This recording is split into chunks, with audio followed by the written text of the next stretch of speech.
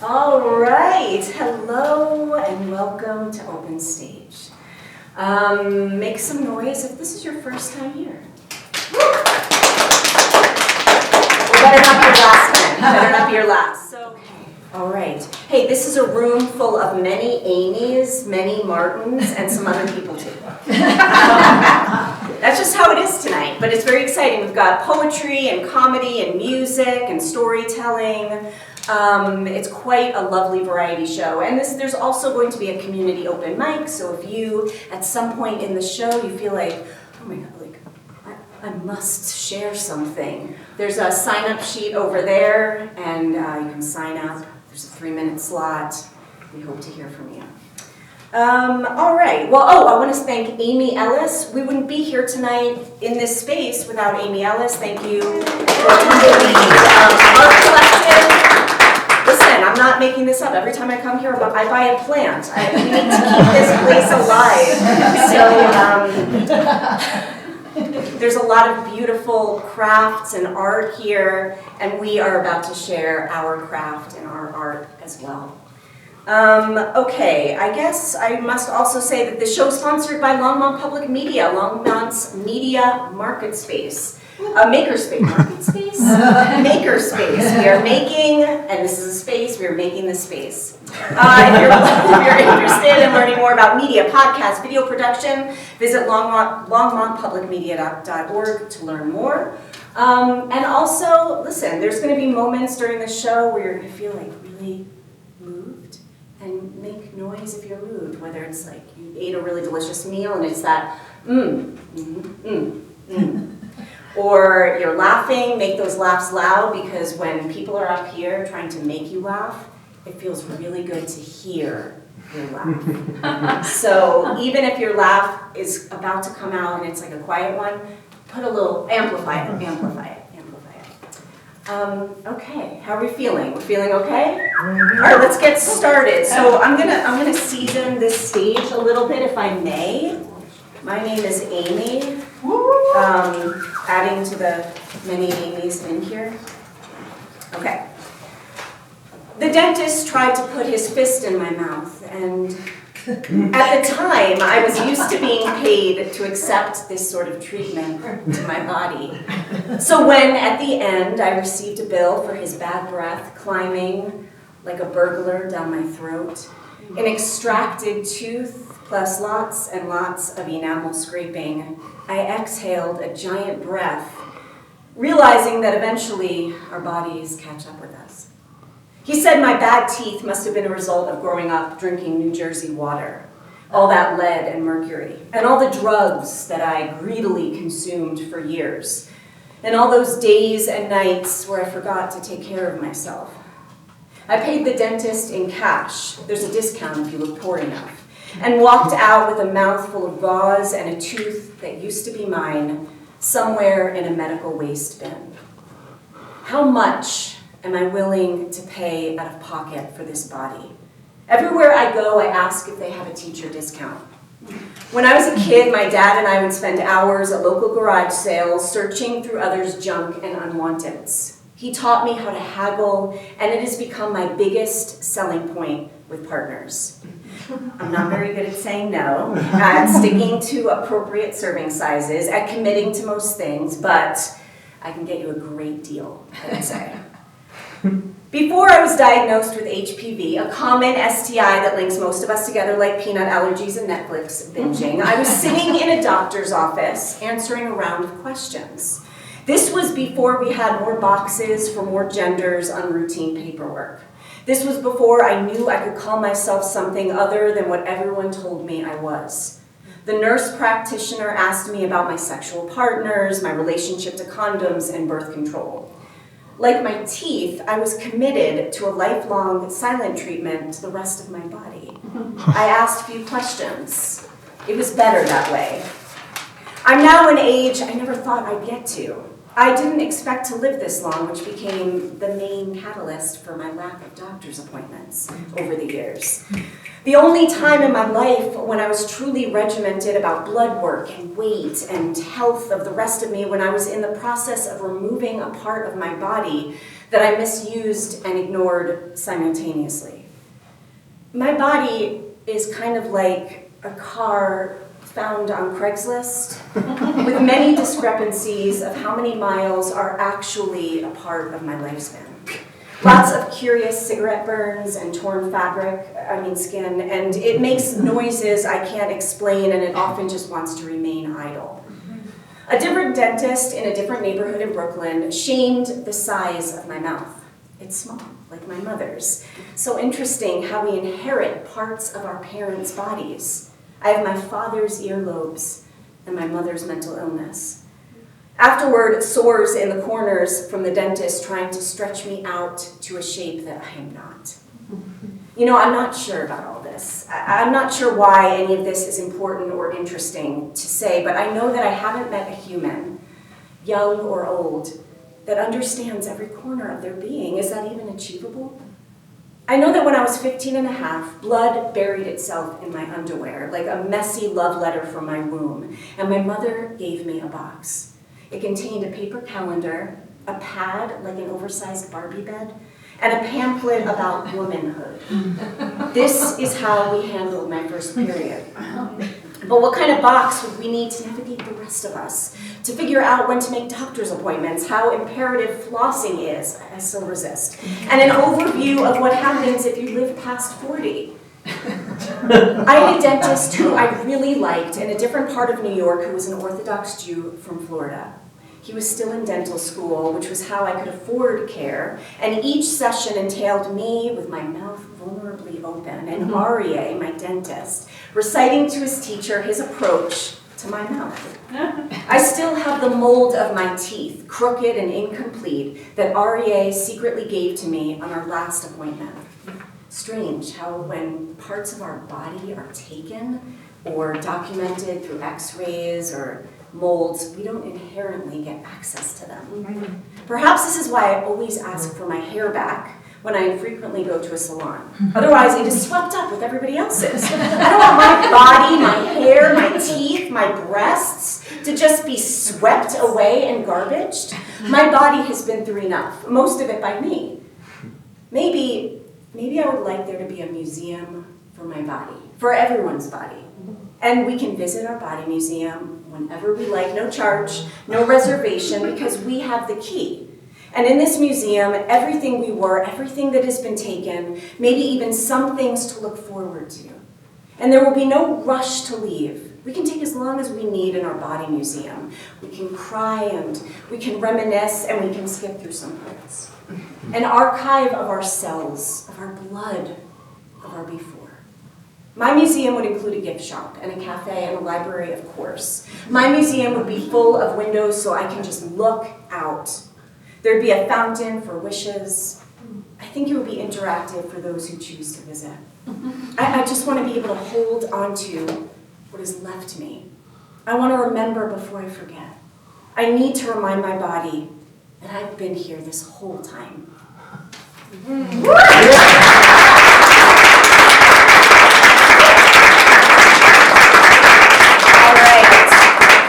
I think this space is seasoned enough, but we're going to season it even more.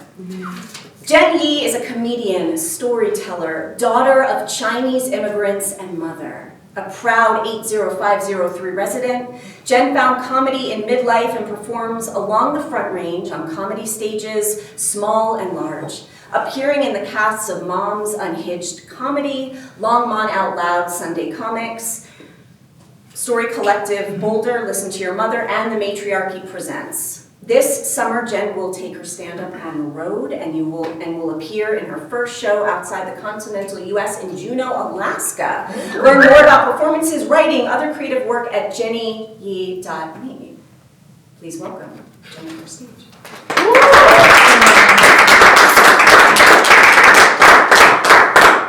Hey, everybody.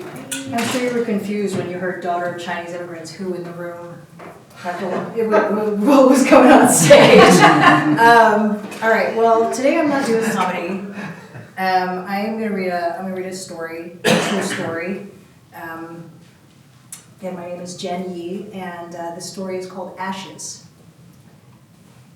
Whew. When my mother died in 2014, she left instructions to be cremated, but no guidance about scattering her ashes or who should have them.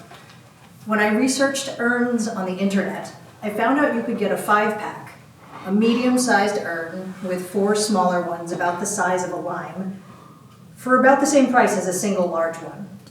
I selected a set with pretty engraved birds and figured she'd be pleased that I'd saved a little money by buying the value pack.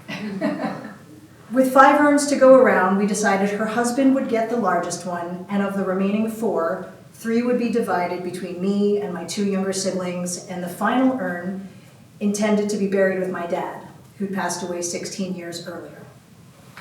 At the time, I lived with my husband in a little house on the north side of Chicago, where I resolved to bury Mom's ashes in the garden. It was the last home of mine she had ever seen. I had happy memories of that last visit. Mom had visited with my sister so they could accompany me to my wedding dress fitting downtown. After we visited the bridal salon and I was pinned and prodded while wearing French lace, we walked to get deep dish pizza at Lou Malnati's nearby. Mom had been diagnosed with stage 4 kidney cancer and had already lived twice the length of her prognosis. She wasn't well, but she was well enough to fly from New York to Chicago, well enough to tell me she thought the dress was perfect and that Chicago pizza was actually really good, honey. But not real pizza, more like tomato pie. I remember her returning to my house and doing ordinary things like paying bills while sitting at my kitchen counter. My mom was a vibrant, sassy, 5'0" Chinese immigrant with a strong, inexplicable Brooklyn Queens accent. She loved celebrity gossip magazines, TV shows about pawn shops, prosciutto in bulk, and her 3 kids whom she raised as a single mom. She wasn't the type of mother to dispense advice or with whom we discussed our emotional lives, but she loved us the best she could. She embraced us warmly, trusted us to find our way, and gave us a safe, reliable, non-judgmental space from which to come and go and become individuals. When she became an empty nester, she had a wonderful renaissance, dated and eventually remarried, rode Harleys cross-country, got a timeshare in a tropical place, and found joy in that new stage of life. She had only been remarried for 18 months when she found out she had terminal cancer. I buried her ashes along with a lovely clematis vine from our local garden center and mostly forgot about them. The following year, we had our first child and decided to move to Boulder, Colorado. We sold our house to my childhood best friend, who I was sure would be in Chicago forever. The to-do list to move cross-country was long, and the urn was only a passing thought. And when I did remember it, I reasoned that it was okay for Mom's ashes to stay put. She'd known and loved my friend Dixie, and who bought the house, and I could visit her whenever I was back in Chicago. But 2 years later, it was Dixie who called me to tell me that she was moving and had sold our house. Sold the house, our house, to a rabbi and her family. I panicked. Mom's ashes couldn't be in the ground with a stranger. And no, I don't feel better that she is a religious and spiritual leader. I had to retrieve them. The problem was the house was sold. If I went onto the property unannounced, even though no one lived there yet, I'd be trespassing. But I had to get those ashes. After deciding it would be too weird to contact the new owners of this house to ask them if I could dig up my mom's ashes from their brand new garden, I went back to Chicago. Under cover of night, I opened the gate to the unoccupied house, walked past the Japanese maple and rose bushes I used to tend, and found the spot beneath the clematis vine. With my bare hands, I'd obviously not come prepared with any tools, I exhumed the little urn. I gently brushed off the caked dirt with the pad of my thumb. It was a lot heftier than I remembered. A little fleck of light reflected off the urn from the lamppost in the alley. I remembered I was not supposed to be there. And then I ran, hands dirty, heart full.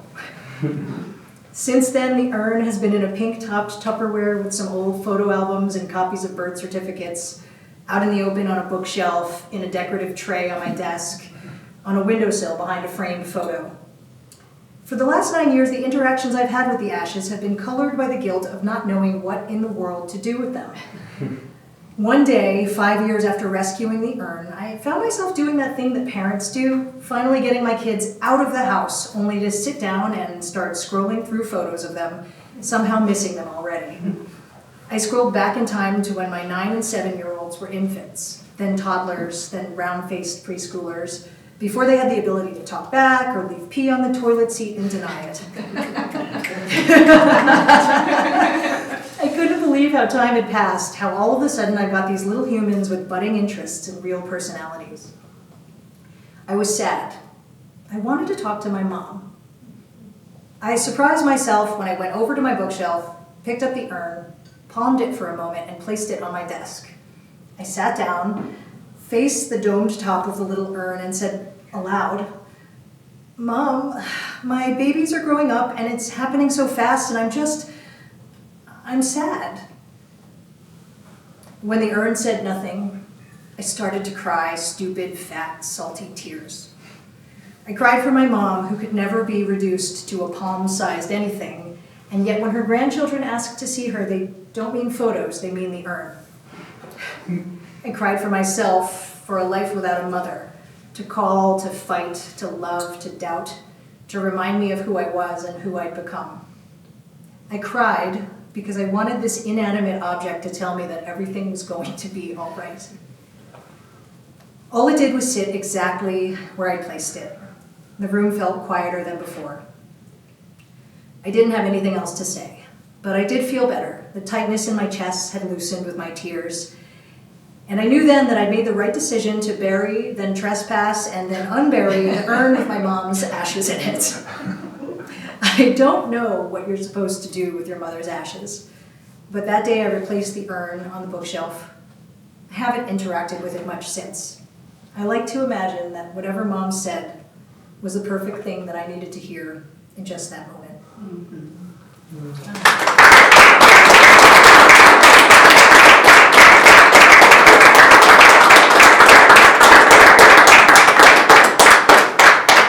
Keep it going for Jenny.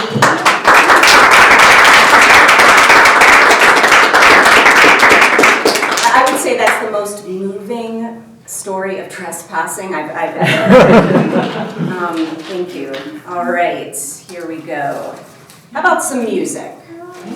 Yeah. Martin Balgach is a singer, songwriter, and poet based in Erie, Colorado. His debut EP will be released later this fall, and his poetry chapbook, Too Much Breath, was published by Main Street Rag Songs. His poems and writing can be found at martinbalgach.com or www.toomuchbreath.com if you can't remember how to spell his last name.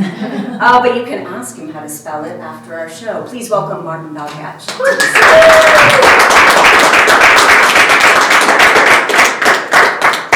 Thanks, Amy. Thanks, Audrey. This is fun. It was a beautiful story. I like this space. I usually like to hide behind a little reverb, some EQ, maybe a little magic of some guy on an iPad doing some stuff I don't understand. So we're just going to be vulnerable and put it all out there. Love that.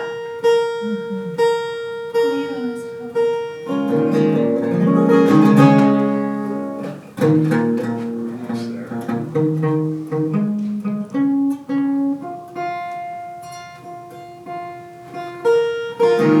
The song is called The Distance.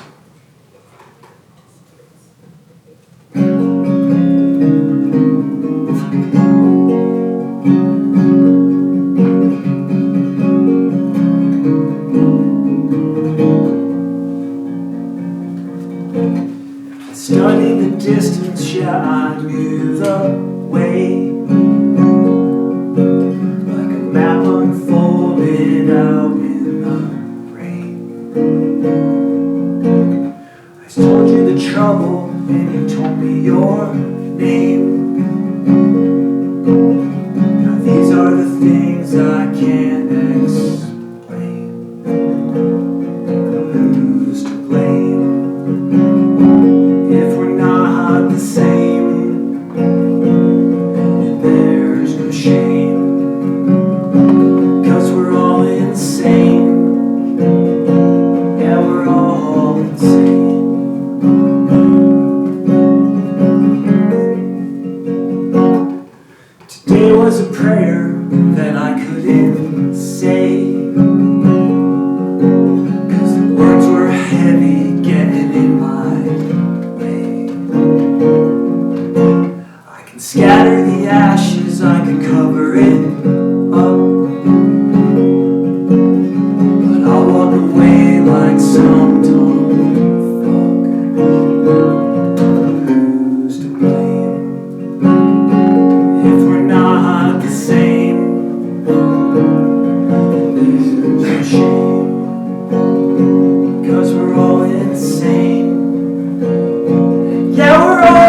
insane.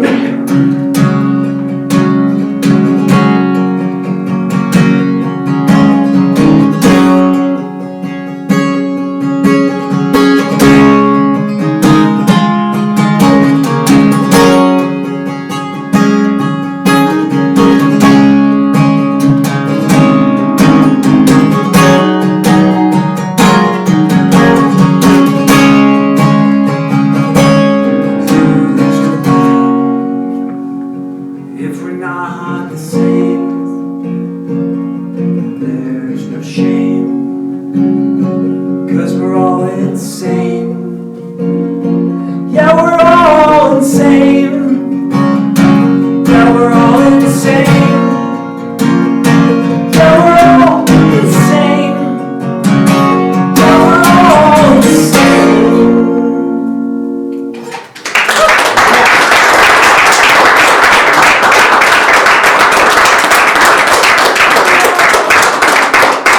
All right, we'll hear more from Martin, B-A-L-G-A-C-H.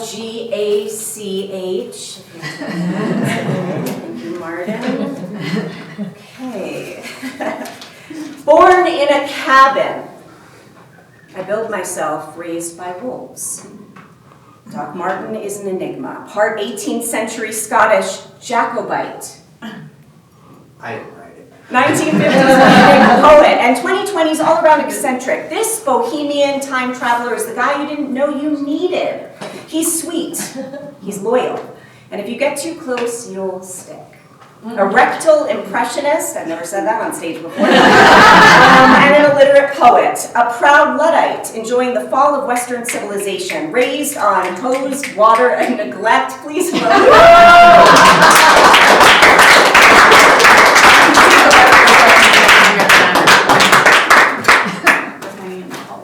I'm going to need your help on this one, so when you learn the chorus, join in. This is the Ballad of Robot Monkey. Robot Monkey and Mickey Mouse, they lived downtown in a little pink house, and when the kids would come to play, Robot Monkey yelled, "Go away!"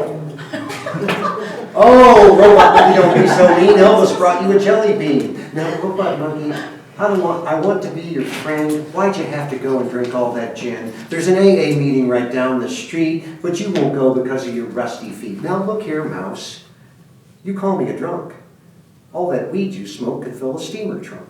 Now, Robot Monkey, you know better. That's not weed, it's American cheddar. I call bull, you little mouse. Cheddar's not green and it doesn't stink up the house. Gather around, you children, a story I will tell about pretty boy Robot Monkey. Oklahoma knew him well. Robot Monkey caught a cannonball. The war was Spain, and that was a long time ago, and no one remembers his name. He worked at the post office for 300 years, and when you mention Allison, it brings him to tears. It was in the summer of '73. Her coveralls a tight fit. The button popped off to reveal the top of a hip. So near Bikini Island, there is a naval base where Robot Monkey died when a Japanese Zero crashed into his face. Now, Allison would never love him, for she knew better. She was wife number 3 for a Mormon feller. Robot Monkey put on his new shoes and he returned to the front to battle the blues. He fought the blues till his finger fell off, then moved in with a mouse. The ad said, Sobo apartment. It was really a loft. Robot Monkey and Mickey Mouse, they lived downtown in a little pink house, and when the kids would come to play, Robot Monkey yelled, "Go away!" Thank you. 3-corner hats is what they all wear, the sheriff, the landlord, the mangy bear. Mouse heard them hammer the eviction notice to the door. Robot Monkey was scared and laid on the floor. Get out, yelled the mangy bear. Mouse loaded his gun and he waved it in the air. Go away, this isn't fair. Oh, but life isn't fair and this will end badly. Mouse shot his pistol and it ended sadly. Now sheriff and bear were pissed off and rightly. Burning down houses is something the two do nightly. Mouse and Robot Monkey escaped through a hole in the ceiling with a comb and a comic book. The two had hopped a train as the paint was still peeling. The Tokyo Express had stops in Billings, Montana, where the two met a girl with a suitcase named Johanna. That was the name of the suitcase. "Get off," she said with great urgency. "This is the end of the line, and that mouse needs surgery." Under a big cotton tree, Mouse he lay dying, his tits all shot off. Robot Monkey was crying. "Oh, stop, Robot Monkey, you'll rust out your jaw. Quiet, dear Mouse. I just remembered that all of this time, I loved you. Now give me your paw." Robot Monkey and Mickey Mouse, they lived downtown in a little pink house. And when the kids would come to play, Robot Monkey'd yell, "Go away." His tears fell like rain, and now truly alone, without dear Mouse, his heart would turn to bone. "Wall up your heart," old Hank said with a scratch and a clatter. Don't let it shatter." But it was too late, now broken to pieces and all scattered. Now Robot Monkey, he must live in a world with no banner, wandering the halls of old Chickasaw, Maine. The ghosts and the demons in their pink pussy hats, they want to help as they moan and shout, but Robot Monkey says, "Get out." Robot Monkey and Mickey Mouse, they lived downtown in a little pink house, and when the kids would come to play, Robot Monkey yelled, "Go away." Now, oh, you kids with your bikes and your beans, the world is much brighter than it seems. Push down on the throttle and try not to blink. The Buddha is eating over the sink.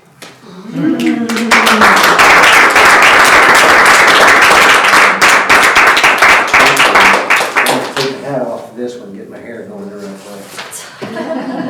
Radio Havana, Radio Taiwan, Armed Forces Radio Network, Dark Horse Radio and WHB in Harrodsburg, Kentucky, WLS Chicago, KARN Little Rock, Dr. Daddy-O, The Boogeyman, The Wolfman, Captain Rob, Madam Andrews, and Tokyo Rose. They had put me on nights, and I was to lock up and set the alarm after the AA meeting let out. I spent my nights getting drunk as a monkey in the janitor's closet, spinning up and down the dial on a radio that was downright magic.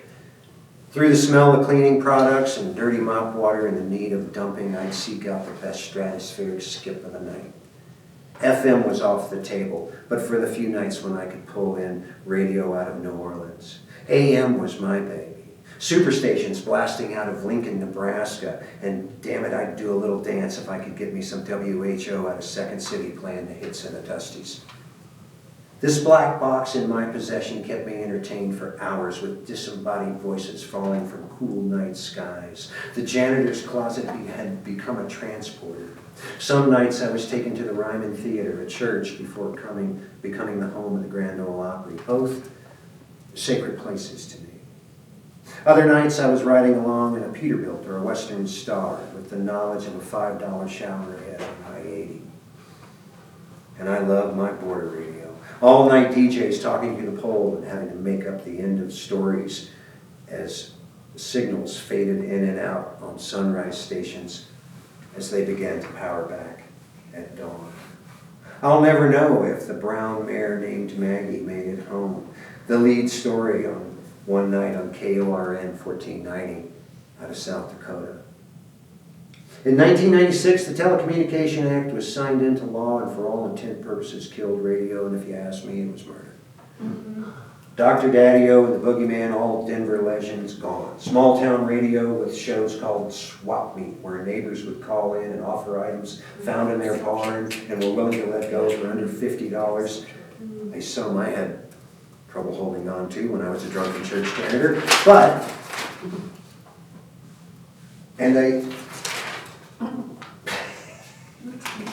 I really wanted that 66 Honda Dream Bill Wilson out on New Circle Road let go to a fellow who already had two and needed the parts.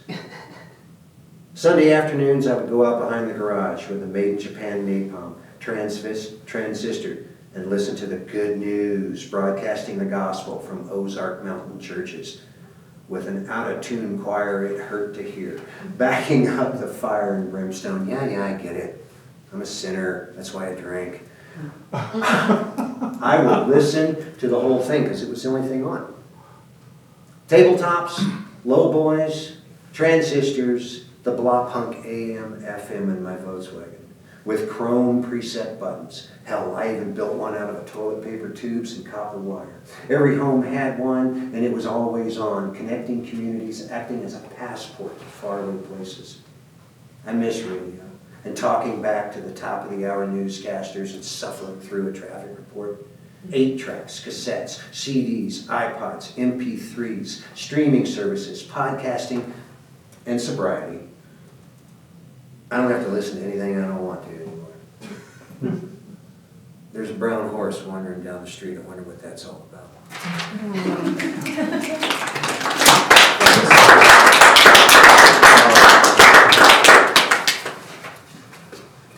Okay.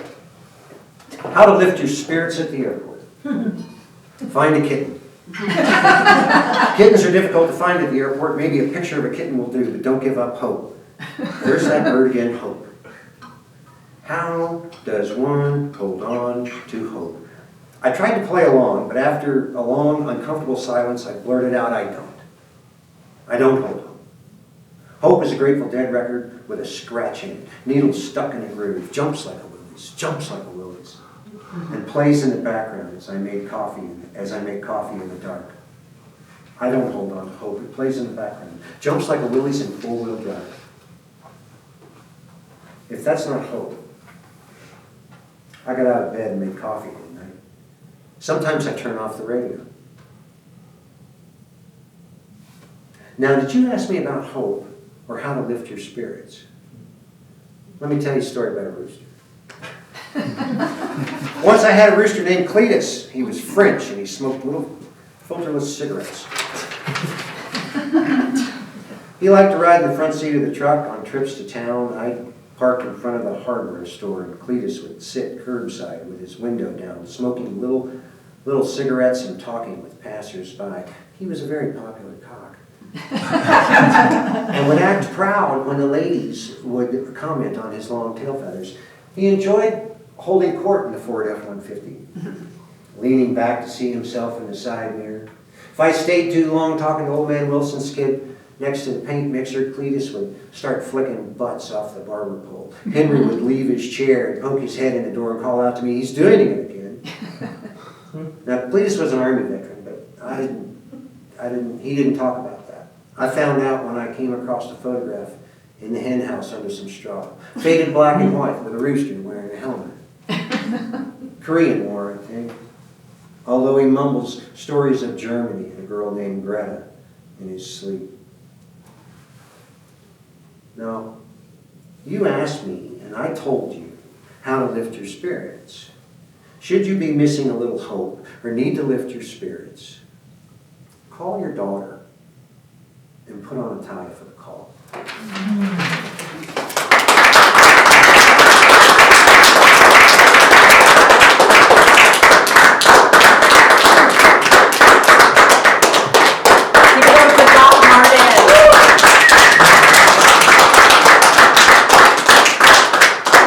Please welcome back Martin Balgach.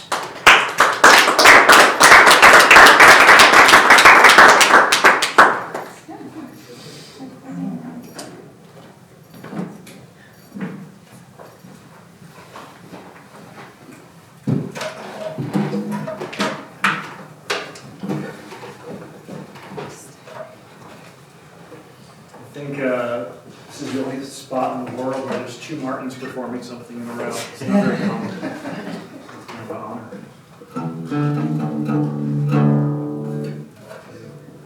Alongside a namesake, it's cool. And do a little reconfiguration. Ooh. This song is, I wrote this at some point during the pandemic. I didn't do a whole lot of creative stuff during the pandemic. I didn't, it was just people that, like, I wrote 10 books and recorded 14 albums and started lifting. I was like, well, I don't know. I drank a lot of beer and was sad. Took some walks and was scared when someone ran by me. I wrote a few songs. This is one of them, I guess. It's not really a pandemic song. I think it just amplified regular life for me.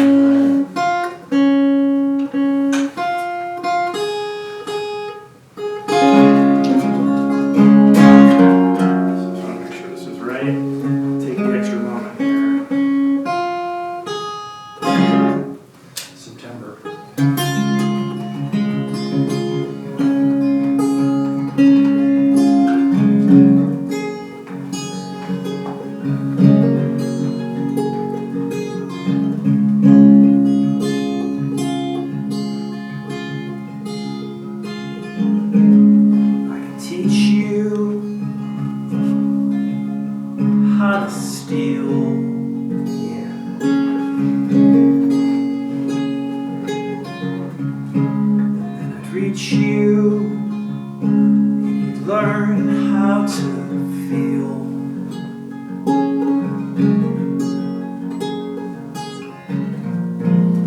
darker than it's ever been before.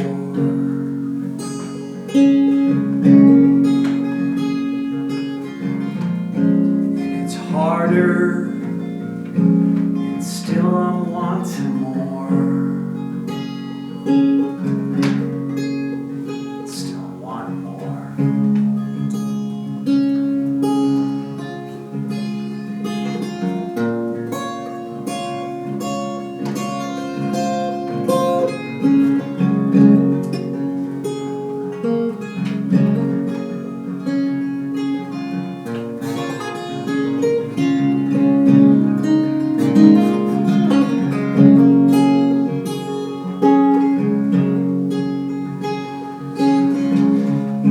It's been a while since I was feeling good. We can talk about it. Yeah, we probably should.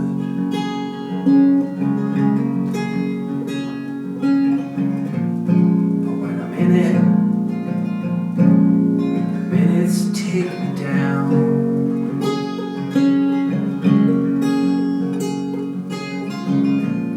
Just for a second, I wish my feet could touch the ground.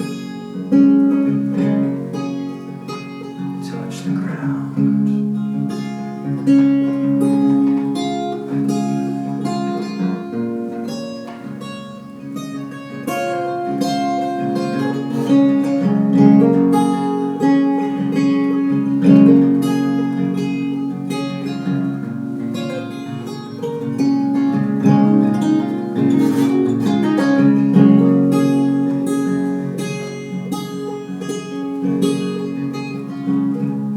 I can teach you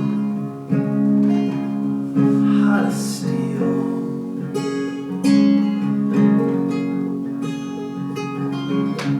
And I'd reach you and you'd learn how to feel.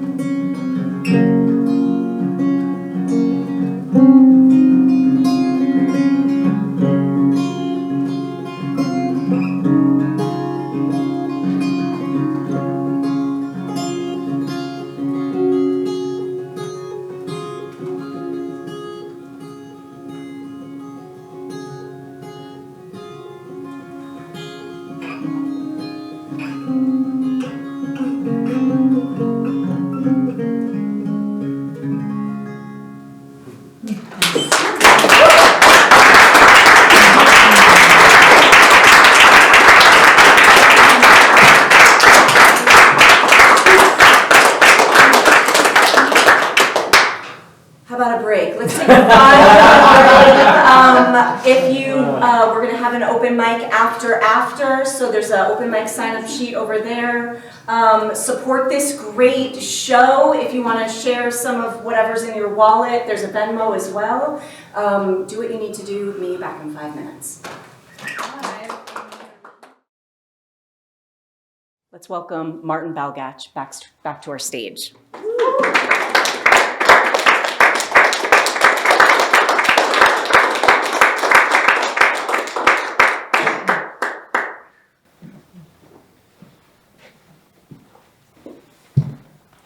It's just so special to play without amplification, and it's just so thankful when people want to sit and listen to a song, and it really just means the world. So thanks everyone's attention, and thanks to Amy and Audrey again for organizing.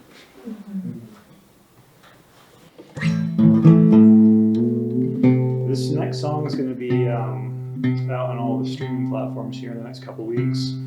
If anyone's interested in knowing when that happens, chat with me and I'd be happy to send you a quick update on it. I've been recording with a guy out here in Longmont, Chris Wright at Work at Bird Studios. He has an amazing home studio, and it's been, I've been playing music for a long time, and I've been recording on my own a little bit, but to kind of take it to the next level has been really exciting. Bear with me a second. And this is going to be the title of the single called All These Places.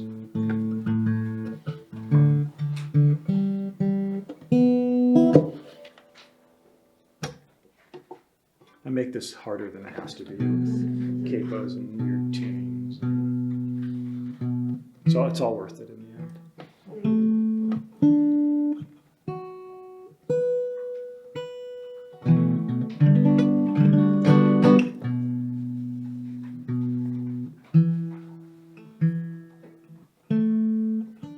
right, I think it's going to be close enough.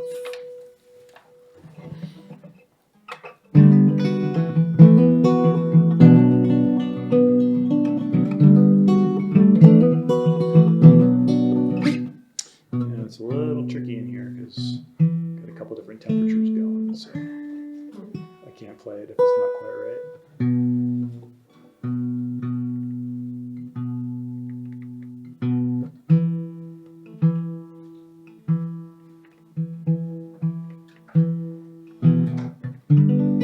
There we go.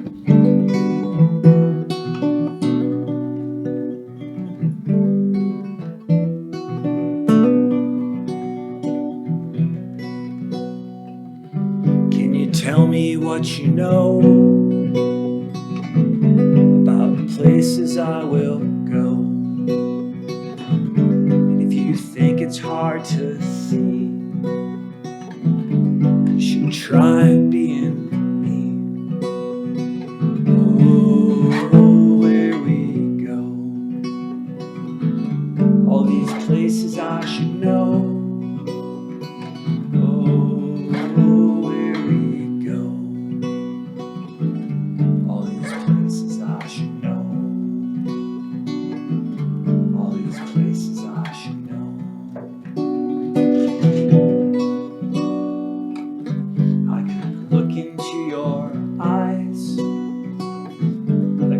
Ball that never lies. I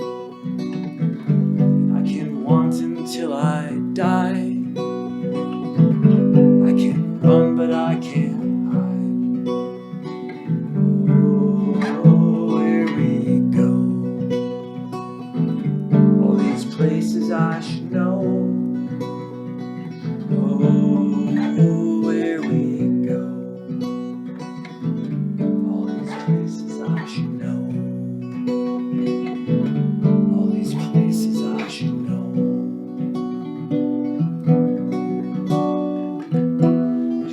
Back at me, tell me what you see.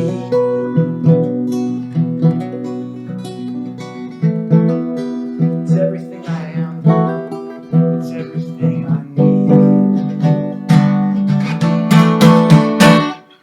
Oh, where we go, all these places I should know.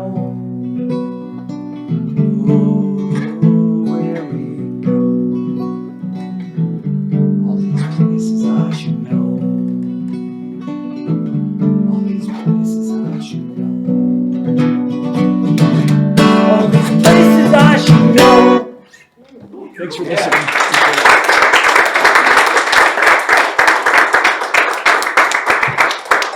Thank you, Martin, punching us in the face with his guitar at the end. I wasn't expecting that. Okay.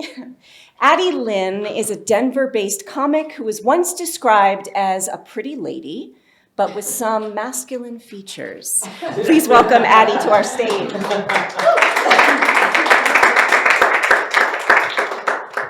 Hi. All right, we're just gonna set this here for now. Don't worry about it.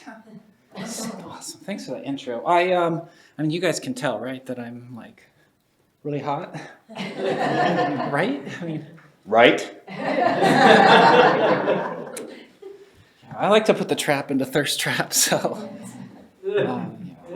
I do like to give off Rapunzel vibes. I do say, like, I don't quite have the length, but instead of letting my hair down, I like to let my parents down. Yeah. My mom actually told me I'd make an ugly girl, which is super crazy because I'm like a hot version of her. And I'm only ugly on the inside, so. Yeah. Now, I did have all the classic signs growing up. For instance, I knew that I always wanted to be an orphan.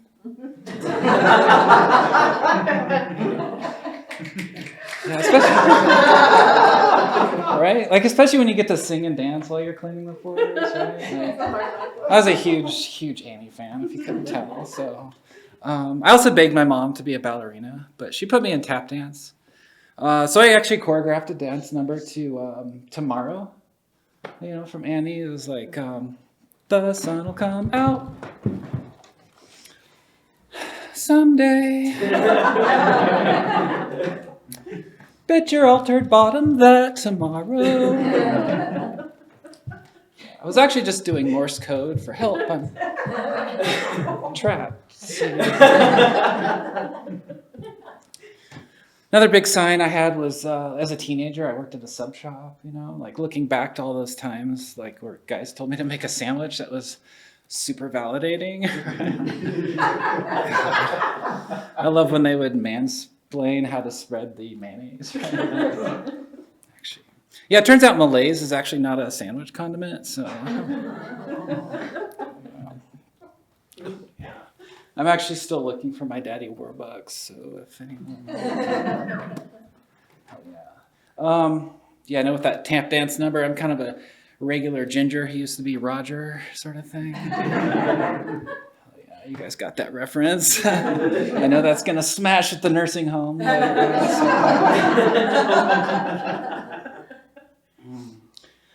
It's been a tough week for you guys. For me, you guys. I've been dealing with a lot of crap. My car. I actually just picked it up yesterday, spent almost $6,000 on fixing the suspension. And less than 20 miles later, I dropped, the transmission fluid came pouring out on the highway. So I went to Target today, and I don't know if they realize it, but they're actually a gift shop for all of life's traumas, right? So what do you think of my new sweatshirt? Hell yeah. Last week, actually, making coffee, got to listen to my neighbor's dog murder their chicken, so that earned me a new jumpsuit. So yeah. I've actually got a closet full of post-traumatic dresses. So yeah. I am newer to comedy. I've actually been doing it for about a year and a half almost, so I'm technically still a baby. I'm a toddler gay. I've been out for a few years, and I'm a child predator. Yeah, I actually hunted down and killed my parents' first son. I took away so much privilege from that family. She slaughtered the firstborn and the golden boy. I see. We burned the witch. Yeah, that was the discussion in Town Square before. Yeah, no. Actually, to be fair, taking an average white guy off the board is a pretty solid move, society. You all are welcome. Recently, my friend who's narcoleptic, she wanted to celebrate World Narcolepsy Day with brunch. So, she had the sweatshirt and everything, World Narcolepsy Day, don't sleep on it. The tagline wasn't there. I thought that might have been a helpful addition, but I was trying to figure out a place to go to for brunch, and I really wanted some French toast, and I felt it might be a little insensitive to go to Snooze, but that was where we went. But yeah, those breakfasts at motels where they give you those shitty prepackaged pastries. They call it a continental breakfast. Like the brunch I had with my friend was much better, right? We were drinking bottomless mimosas and laughing so hard we peed ourselves a little bit. Yeah, that was an incontinental breakfast. So.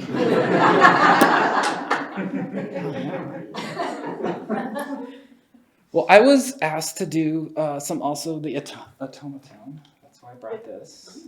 And so we're going to have a little recital here. I am also a violinist. I play with the Aurora Symphony, and we're playing this weekend, playing some fun music. I can't guarantee there will be any Venezuelan landlords there, but they've all been invited.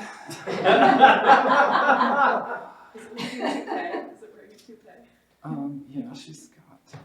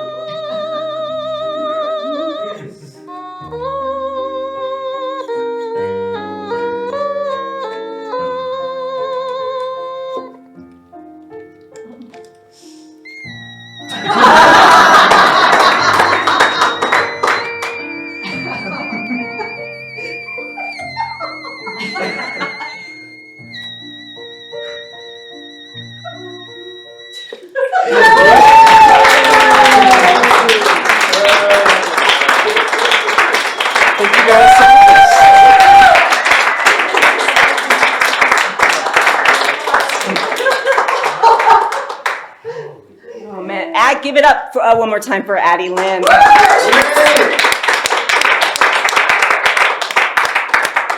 Whew, okay. All right, let's keep the laughing going. Ren Q Daw is a trans comedian and genderqueer prankster. Lauded as a highly unsuccessful author, Ren is the organizer of the Colorado Queer Comedy Festival and has been seen in festivals and comedy clubs from New York to Portland to Alaska. Their jokes have been featured on 9 News, New York City Tourism, and NPR. Oof. Mwah.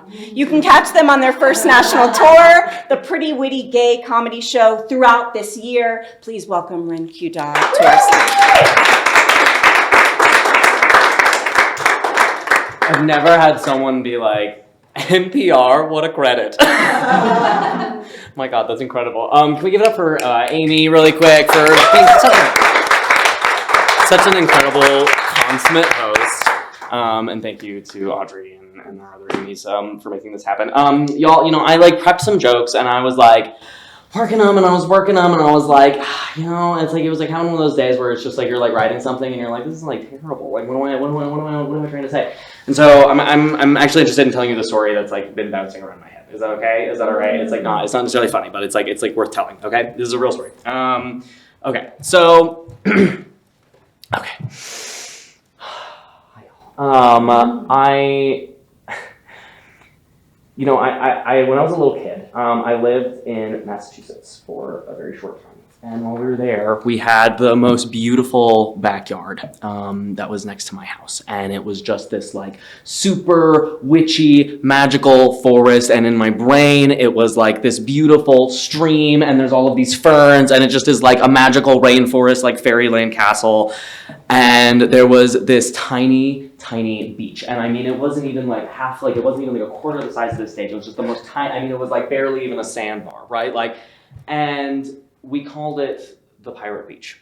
And indeed, a creative name. And we called it the Pirate Beach because every time it rained, coins would appear on the beach, like quarters, like good coins, like the good ones, right? Like a dime and above, and which is true. It was a real thing, and I would every time it would rain, I would like run outside and I would go to the Pirate Beach and I would like get handfuls of coins, and it was just magic. It was just magic, and I've grown up with this memory and knowing that there's this crazy little beach in Massachusetts that spits out coins anytime it precipitates. Okay.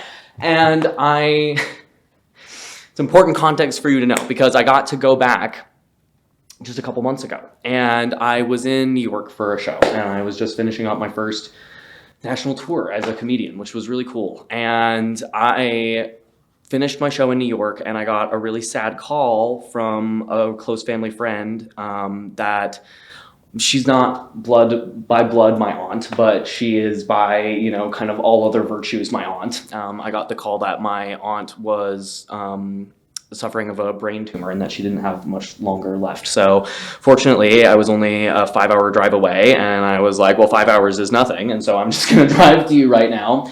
And I did. And she was also in Western Massachusetts where we had lived for this short time. And I go there and she's just she wasn't really present with us that much anymore, and like you ever like been to like someone's place and they're taking care of like a family member and it's just really rough, right? It's just like rough and it's like everybody's like just so burnt out and they're just you can tell they just haven't had a real meal in days and they're just so like gone and they're just like everything's fine, right? And it's just clearly not, right?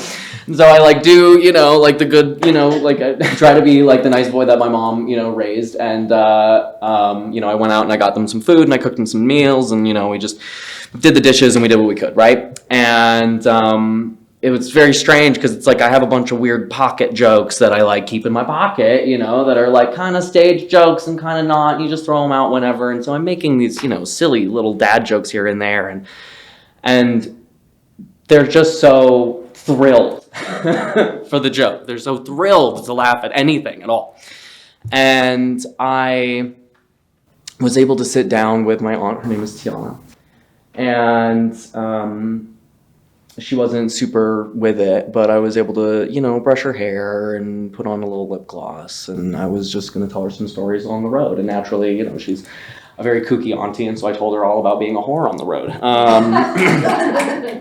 And somewhere along the way of talking to her, she just was right back with me in the room, like just there. Like it's like she hadn't spoken in weeks, and she was just there, and she large and in charge and just in the room. And suddenly we were talking together, and we were laughing together, and we were riffing together, and it was like everything was fine. And her family that had been taking care of her told me that she hadn't said anything to them in like months, you know, practically, that she'd been really like out of it for a while. And they like thanked me and kissed me and hugged me, and it was very emotional, and I got to like say my goodbyes, and I left. And I was having this really emotional moment, kind of feeling like, wow, like what an impactful thing that like comedy can do, you know, like it can like literally bring people back to life. And I got a wild hair,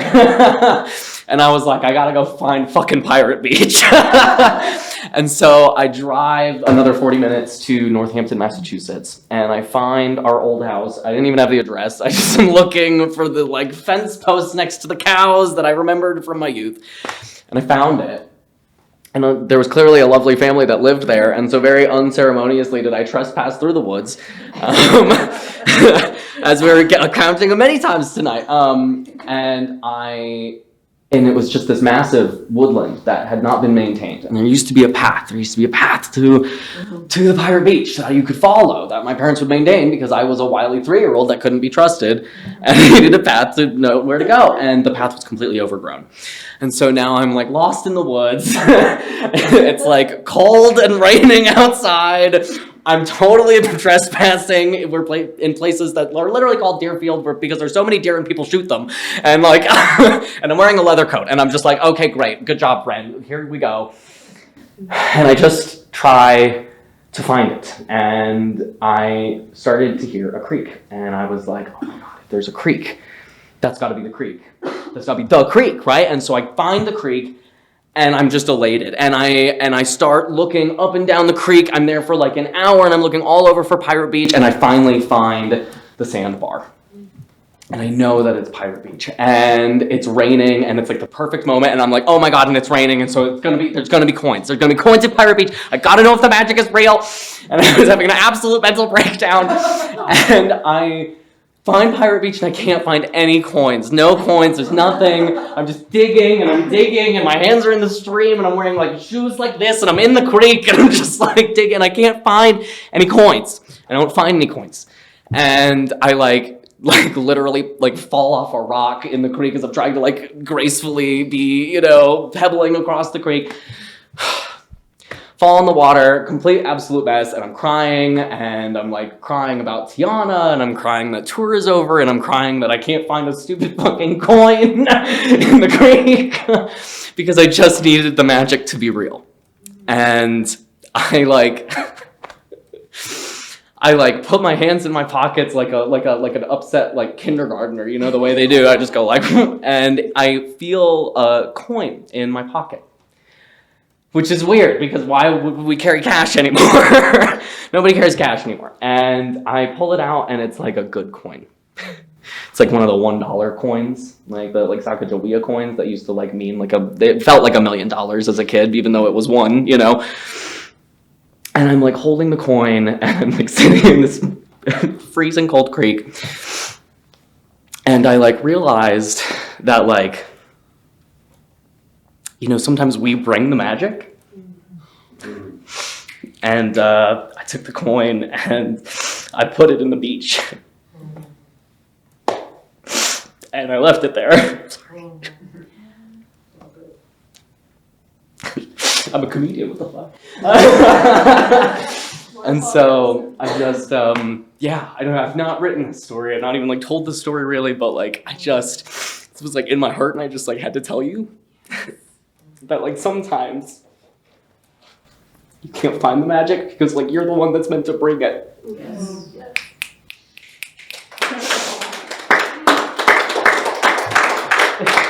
Thank you, Amy, for letting me come up here and cry.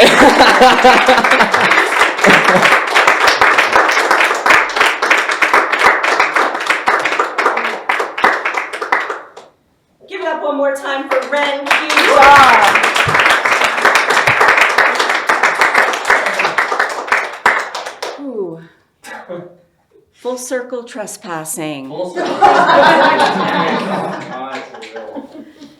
it up for all of the lovely humans that were on this stage for you tonight, stirring us up, moving us in ways we didn't expect. I didn't expect this, but thank you. A couple more thank yous. Listen, we would not be here tonight without the magic of Audrey Grace, doing all the work to make this happen, all of it.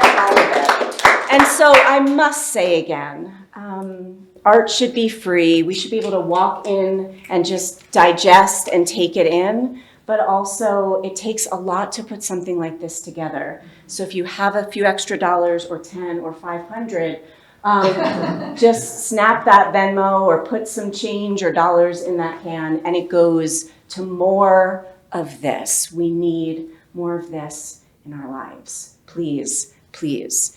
Thanks again to Longmont Public Media, Phil, for archiving this, capturing us. Thank you, Phil.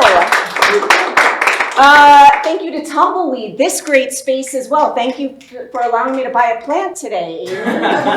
Our next show is Sunday morning, October 20th. It's the Sunday Comics Show, and this month we are having a Halloween special. Longmonster Bash. Mash. Longmonster Bash, too. It's a mash of a bash.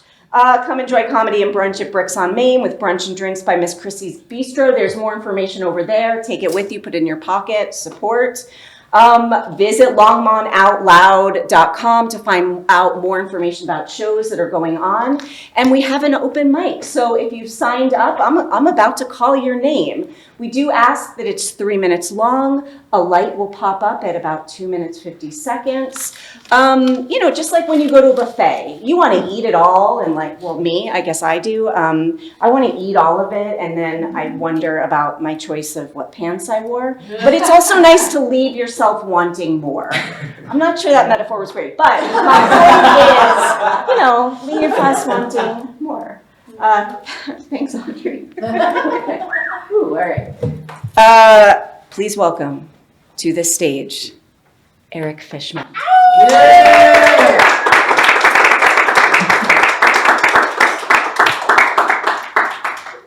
I signed up at number 6. Yeah, you did. 6 is for Duke. I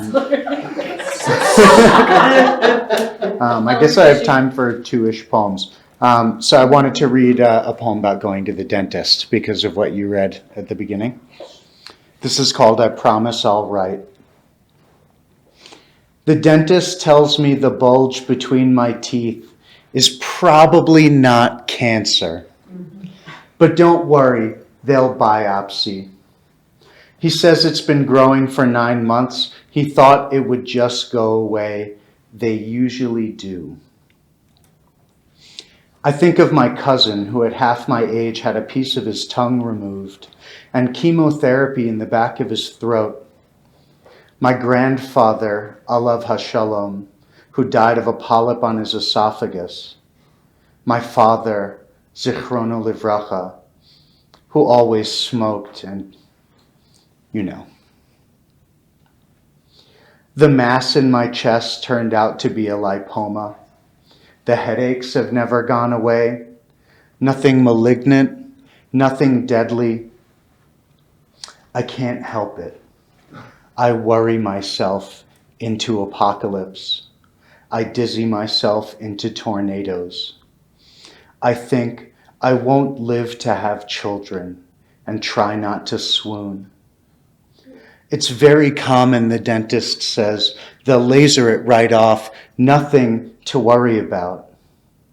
And I think the poems will have to be my children. So I'll do one more. This is called Shidduch. Shidduch is an arranged marriage situation in Jewish culture.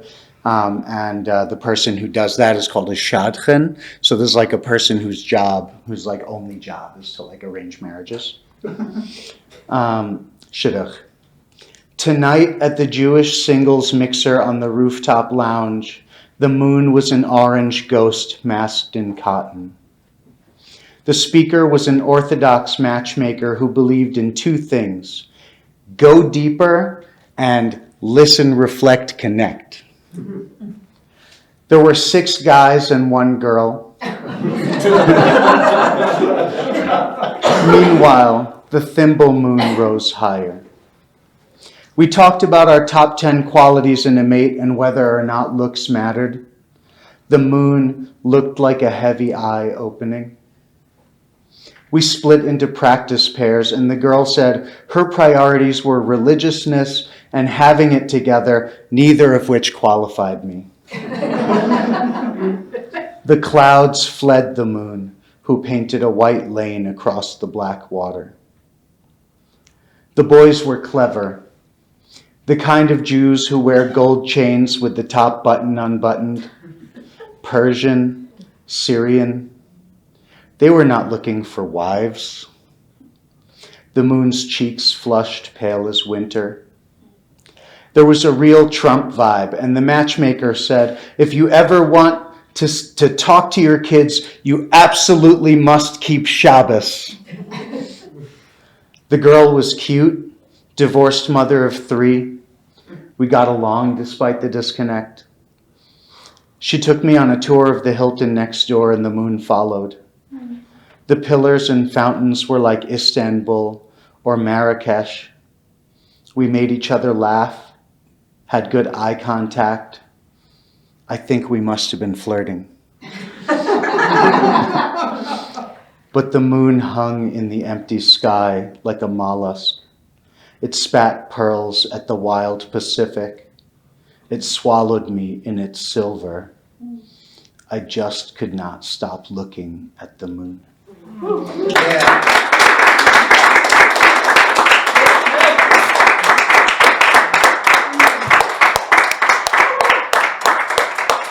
Thank you, Eric. Please welcome Maggie to our stage.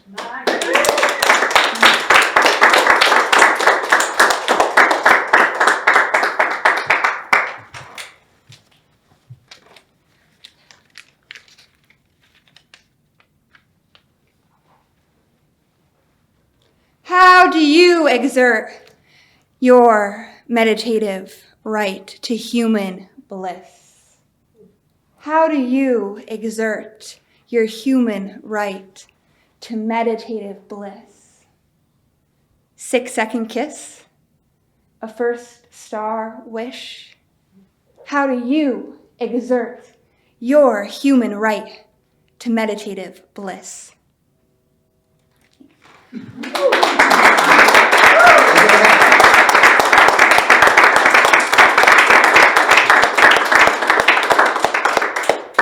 That's the tiniest notebook I've ever seen in my entire life.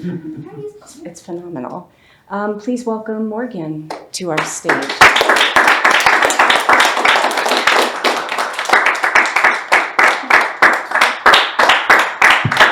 Grab until the poet gets on stage.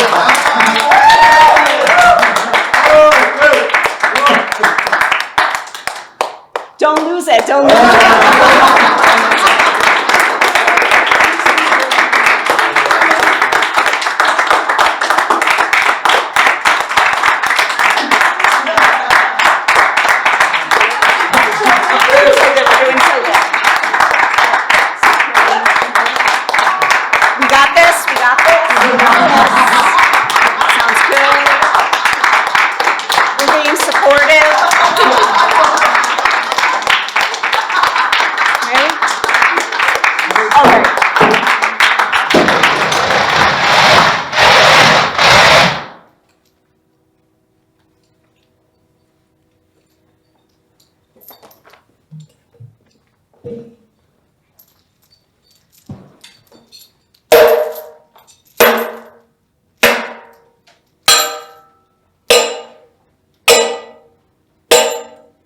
Intertwined, cemented in our rooted life. Intertwined, cemented in our rooted life. Power has a grip, so grapple with it. Power has a grip, so grapple with it.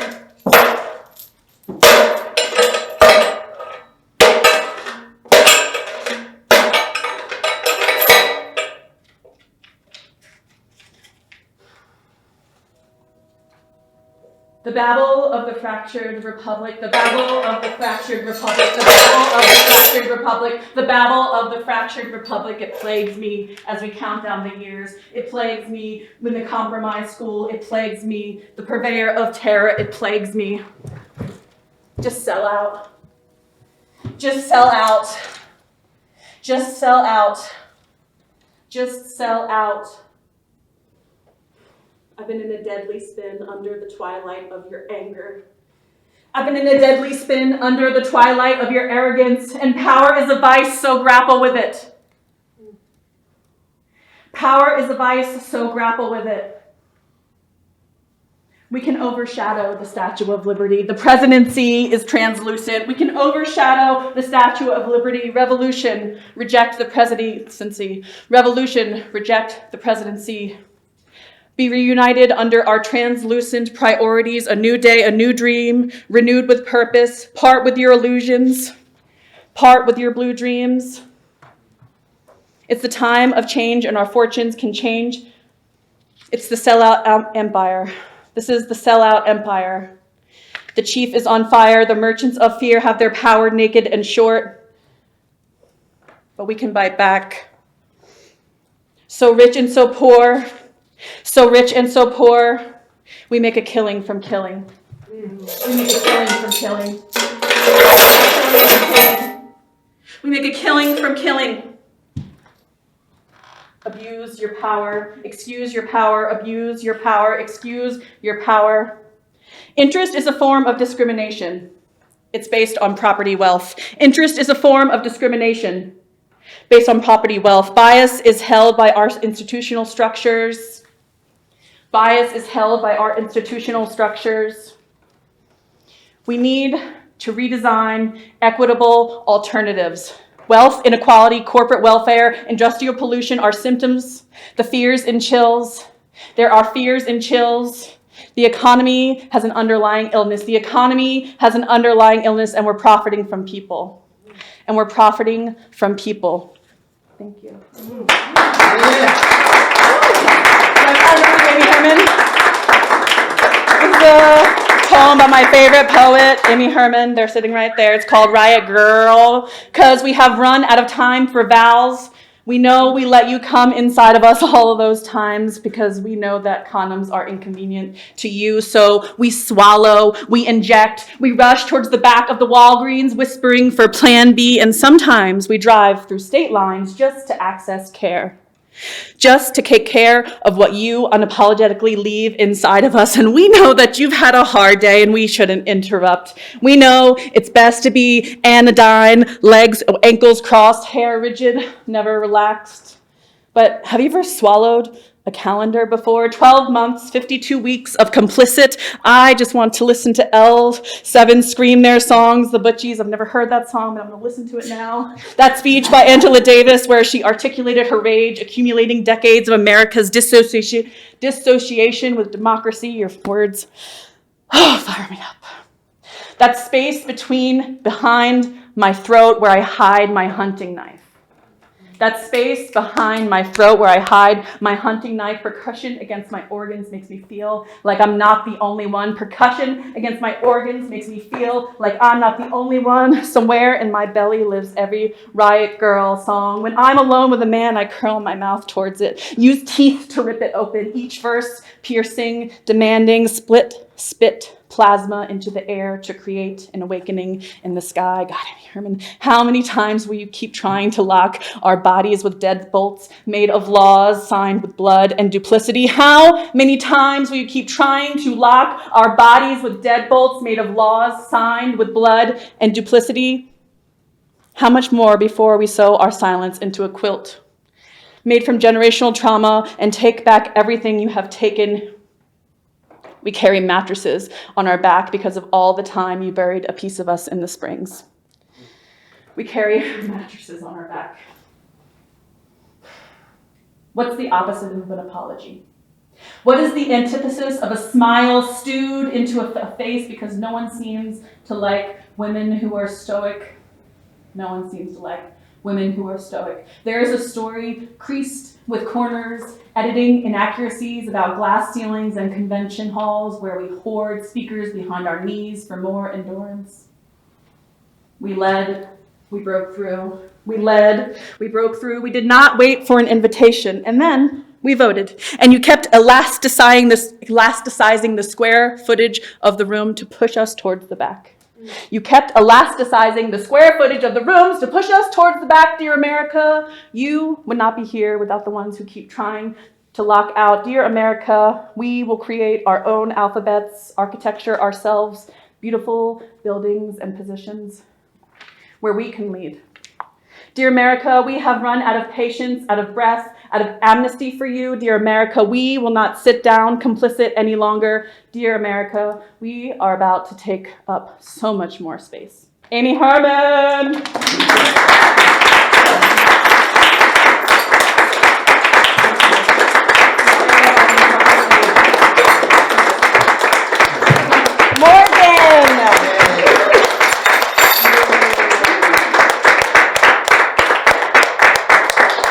I've never been more attracted to an American flag in my life.